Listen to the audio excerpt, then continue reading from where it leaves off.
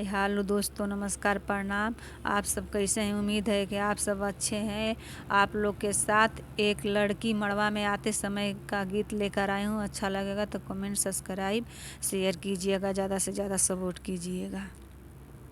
धीरे धीरे आना ये बेटी कदम हो संभाली के, धीरे धीरे आना हो बेटी कदम हो संभाली के, मड़ावा में बैठी हो बेटी घूंघूट हो निकाली के, मड़ावा में बैठी हो बेटी घूंघूट हो निकाली के, ससुर पाँव छुआ हो बेटी पापा जी के समानावा, ससुर पाँव छूना ये बेटी ससुर जी के समानावा।